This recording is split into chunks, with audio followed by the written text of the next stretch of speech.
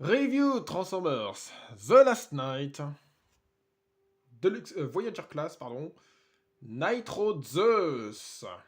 Donc, nous voici avec le packaging qui représente donc du coup KSI Boss en artwork. Bref, cherche pas à comprendre. Le logo Decepticon nous indiquant que c'est donc un Decepticon tiré de la gamme et du film Transformers The Last Night. On nous indique ici plus haut que c'est une première édition. De ce côté, encore une fois que c'est un Decepticon en dessous de son artwork presque entière. Et juste au-dessus, son descriptif en très peu de mots. Et de ce côté, on nous indique encore une fois que c'est un Decepticon. Et plus bas que c'est un Voyager Class en quelques langues. Au dos de la boîte, nous avons donc du coup la représentation de la figurine Nitro Zeus en mode robot et en mode alternatif, se transformant en 35 étapes dans les deux sens, ainsi que son pote de line-up, Scorn, qu'on retrouve juste à côté. Et voilà donc pour le packaging. Et nous voici donc avec Nitro Zeus en mode alternatif. Donc plus exactement en mode jet ou avion de chasse si vous préférez. Donc Saab Gripen ou Gripen, je ne sais pas trop comment ça se prononce, mais en tout cas voilà, c'est un peu ce genre de modèle là qu'on se retrouve, avec lequel on se retrouve du coup, avec un peu un espèce de blanc grisâtre à peu près, et du noir au niveau, en direction de la tête de l'avion, donc du museau, par derrière, là, les ailes, voilà, donc ici, au niveau du logo Decepticon tatoué sur chaque aile. Et au niveau de l'aileron, aileron vertical, bien sûr. Tandis que pour le reste, bon, c'est que du blanc, pour le coup. En tout cas, voilà. Vu comme ça, c'est quand même sacrément bien fait. Voilà.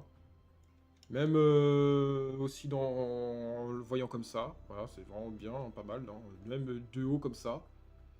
Voilà. Par contre, bon, niveau profil, que ce soit à gauche ou à droite, c'est limite un peu passable, hein, n'est-ce pas? Parce que là, on s'aperçoit ici que ça fait un peu genre comme si c'était un avion un petit peu grassouillé, voilà, tellement que ça fait un peu un espèce de gros pâté longiligne.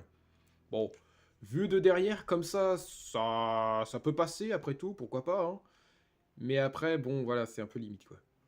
Quoi qu'il en soit, ici, on se retrouve avec son espèce de canon, qui est donc ici, là, camouflé en propulseur.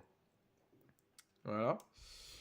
On a ici, sous ses ailes, des espèces de bouches d'aération, voilà, qui seront bien mises en évidence à partir du mode robot, vous allez voir, de toute façon. Hein. Et bien sûr, son undercarriage, qui est totalement remarquable sous cet angle. Voilà, avec le torse bien au milieu, la tête qui est donc retournée jusqu'au point de ne voir que son crâne. Et puis les jambes de chaque côté, hein. Voilà, bien évidemment, à plat aussi. Donc voilà, en quelque sorte, pour tout ça.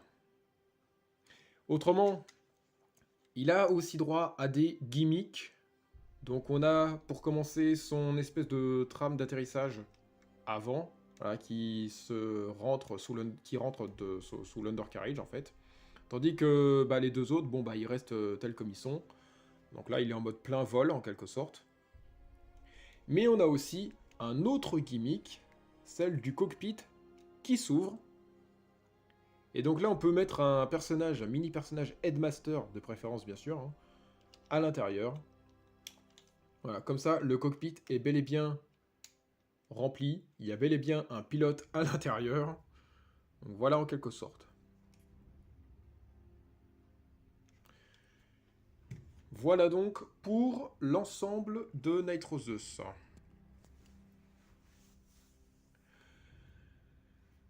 Comparaison avec Megatron de The Last Night, aussi donc un Voyager Class. Et alors là, bon, bah on a affaire à peu près à la même dimension, hein, en quelque sorte.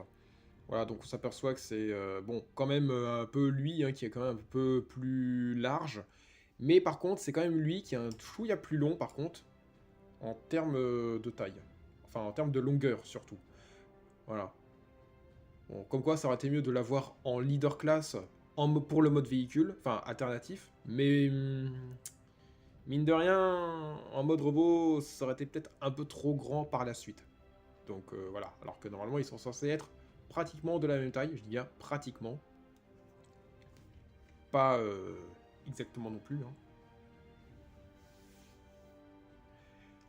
Comparaison ensuite avec Starscream en tant qu'avion F-22 Raptor. Et donc voilà, avec Nitro Zeus, forcément, bah, ça change un peu du F-22 de Starscream, hein, bien sûr.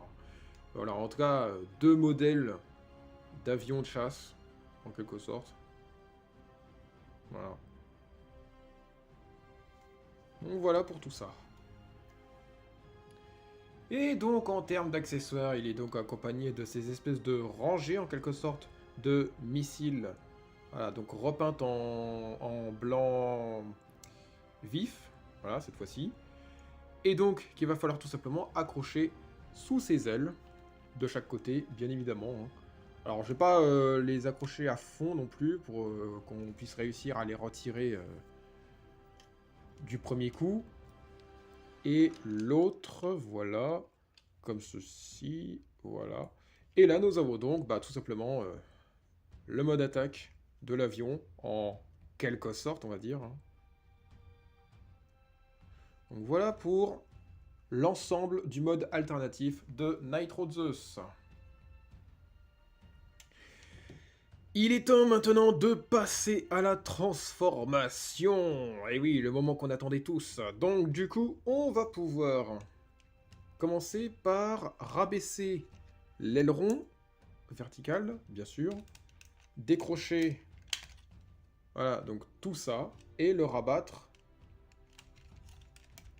complètement comme ceci. Voilà. Après quoi, on va donc soulever les ailes. Voilà. On décroche et on soulève ensuite. On fait pareil de l'autre côté, bien sûr, évidemment. Et là, ce qui va se passer, c'est qu'on va donc s'occuper des jambes. Alors, on va donc desserrer à partir de là. Et l'autre côté.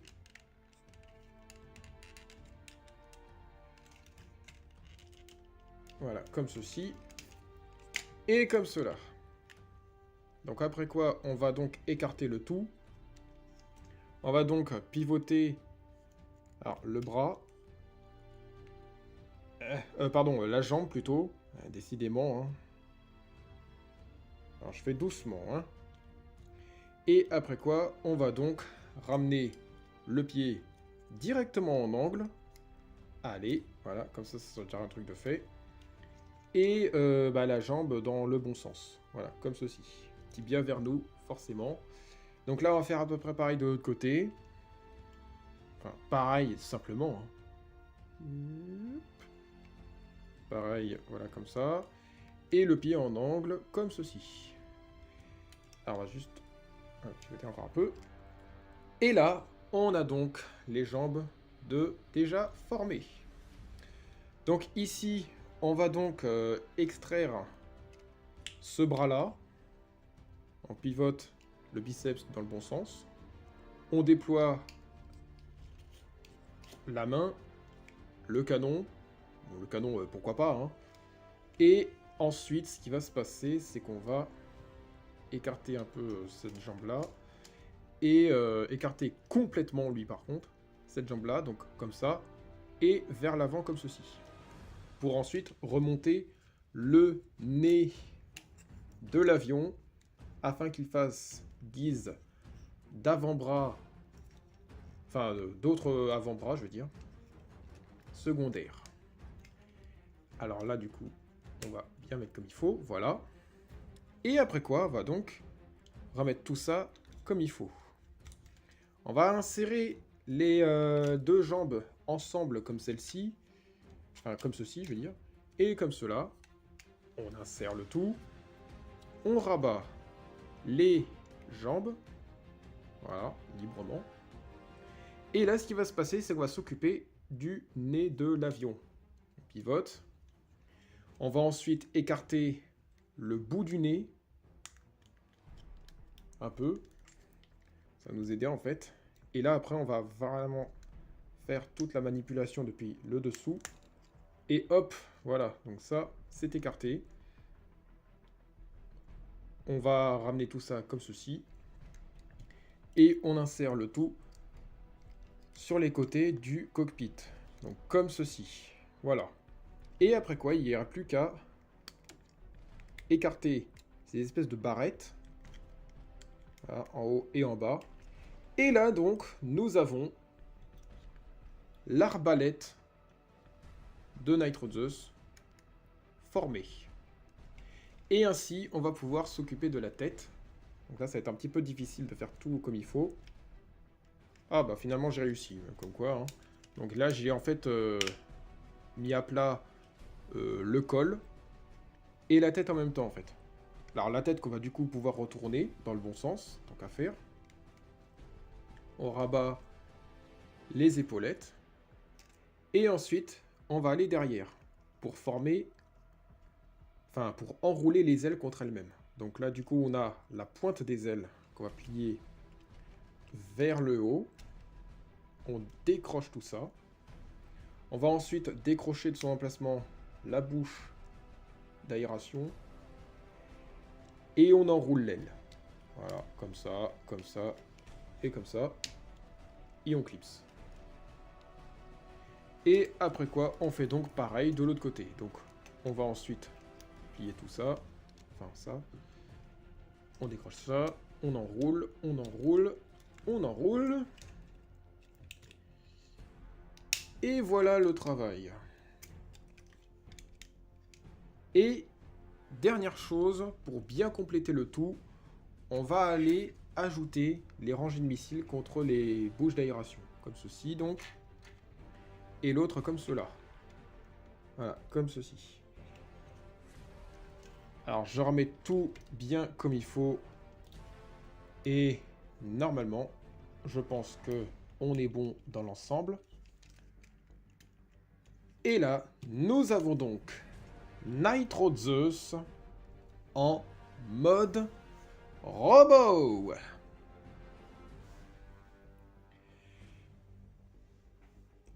Et alors, au total, bah, on se retrouve, comme qui dirait, avec la même conception que KSI Boss, et non pas exactement Nitro Zeus.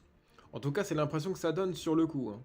Étant donné que, bon, là, on n'a pas plus de finition que ça, comme c'était le cas justement chez KSI Boss. Hein. Il n'y avait pas spécialement beaucoup de finition en lui.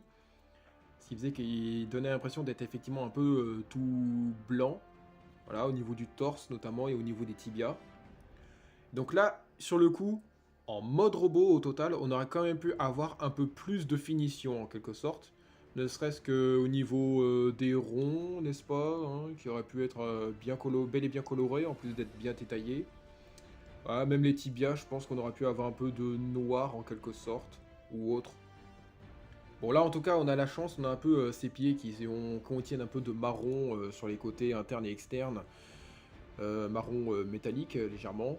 Voilà, un peu au milieu du torse là, au niveau de l'abdomen. Mais bon voilà, sans plus quoi.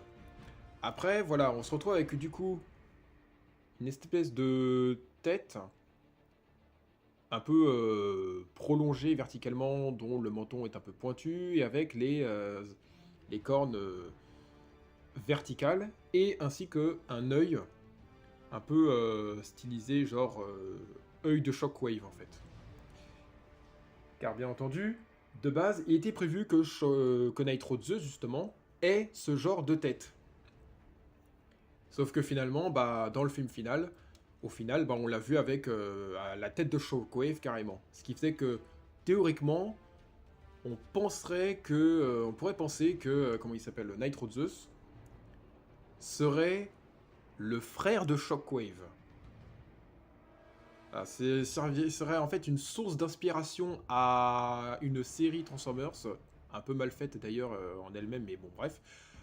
Où justement on se retrouve avec Shockwave qui finalement s'appelle Shock Blast dans la série et qui a donc du coup un frère dont j'ai oublié le nom, mais bref, ce qui fait que du coup bah théoriquement Nitro Zeus serait probablement le frère de Shockwave, à tel point que tous les deux portent exactement la même tête. Bref, quoi qu'il en soit, en termes de finition, là tout de suite, on se retrouve du coup avec le côté, eh bien le logo Decepticon tatoué en noir un peu sur le côté. Voilà, une espèce de petit truc qui a été peint ici, encore une fois. Et au niveau de cette épaulette-là, bah, on se retrouve avec le numéro 13, écrit en rouge rosâtre un peu.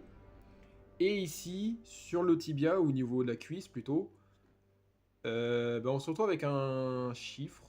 Alors, je sais pas trop si c'est censé être un 1 ou un 7, je sais pas trop. Mais à mon avis, je pense que c'est plutôt un 7 hein, en fin de compte. Hein. Alors, je sais pas trop qu'est-ce qu'il vient faire là, ce 7, mais bon.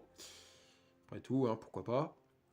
Bon, quoi qu'il en soit, voilà en termes de design. Franchement, c'est quand même pas mal. Hein, c'est quand même un bon design de Cybertronien, hein, très franchement. Voilà, donc on a ici donc les ailes qui ont été bien, comment dire, bien transformées afin qu'on obtienne ces espèces de cylindres là, avec du coup la rangée de missiles qui se trouve juste derrière, cramponnée. Et puis là, en fait, les ailerons qui font guise de cap, en quelque sorte. J'ai l'impression que le gars à qui j'ai acheté ce Shockwave, enfin ce Nitrozeus, pardon, a ajouté des finitions lui-même en le customisant un petit peu. Bon, bah du coup je vais finir le travail en quelque sorte grâce à un Let's Custom It, car oui, il va avoir droit à un Let's Custom It. C'est vrai que ça fait longtemps qu'on n'en a pas fait d'ailleurs depuis là, en plus. En termes d'articulation, on a donc, pour commencer, la tête qui monte, qui descend, ou pas, et qui va vers la gauche ou vers la droite, hein, tout simplement. Les épaules, voilà, qui font comme ceci, voilà, comme ceci, voilà, qui se basculent. Voilà, le coude en angle, biceps, poignet si on veut. Quoi encore? Bon, là par contre, il n'y a pas de poignet parce que la main est fixe par rapport au reste de l'avant-bras, bien sûr. C'est pas comme ici, hein, effectivement. On a en tout cas les hanches. Voilà. JCVD, il le fait de manière assez naturelle. Bon, il peut aller plus loin, mais j'ai pas envie d'aller trop loin non plus. Ensuite, articulation comme ceci. Grand écart, il peut pas trop le faire à cause de tout ce qu'il y a derrière. Mais en tout cas, il peut lever la jambe comme ceci. Voilà. Genou, en rabaissant la cuisse, bien sûr. Comme ça, là, c'est ici que se retrouve la genouillère en vrai. Et puis, on a ensuite la cheville qui bascule, ou bah, simplement de haut en bas, même pas à gauche à droite. Bon. Quoi qu'il en soit, on a aussi droit à des articulations supplémentaires à partir de ces cylindres. Voilà, qui peuvent se soulever, un peu comme ceci. Et aller même sur les côtés, hein, en quelque sorte, comme cela. Voilà. Ça rend le concept un petit peu plus meilleur, hein, j'ai envie de dire, un peu mieux poussé, avec un petit peu plus de relief. Bon, voilà en quelque sorte. Pour ce qui concerne la série d'articulations dont a droit Nitrozeus dans l'ensemble. En termes de gimmick, là encore, on se retrouve avec le canon qui peut rentrer ou sortir de sa motrice, au-dessus de l'avant-bras donc. Mais on a aussi la tête qu'on peut remplacer par celle de Cogman par exemple, puisqu'il était prévu dans le film, apparaît-il, que Cogman récupère le corps de Nitrozeus, une fois celui-ci mort. Ouais. Alors, heureusement, ce système n'a pas été dévoilé dans le film, parce que franchement, moi, j'aurais pas vraiment trouvé ça extrêmement fun pour autant. Mais en tout cas, voilà, ça, c'est un peu le principe d'un Headmaster, en tout cas, hein, en quelque sorte. Donc ça complète un peu les choses. Hein. Donc voilà pour tout ça.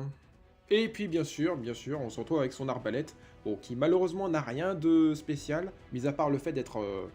impressionnamment bien fichu.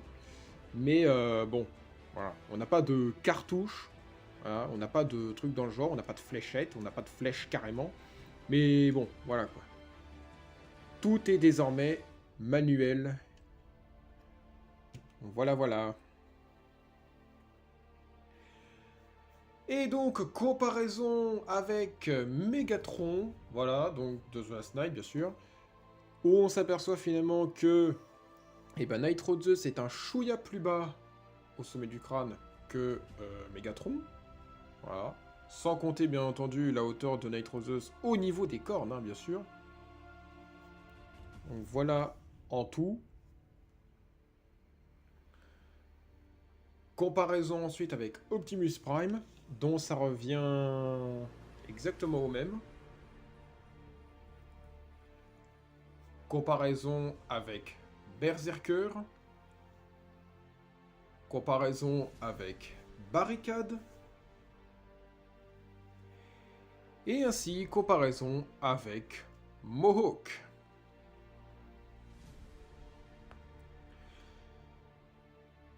Voilà, donc c'est la fin de cette vidéo review concernant du coup Nitro Zeus. Donc prochaine vidéo qui passera, son Let's Custom It. N'hésitez pas en tout cas à vous abonner si ce n'est pas encore fait et surtout si ça vous a plu. Sur ce, je vous dis à la prochaine et portez-vous bien. Allez, salut!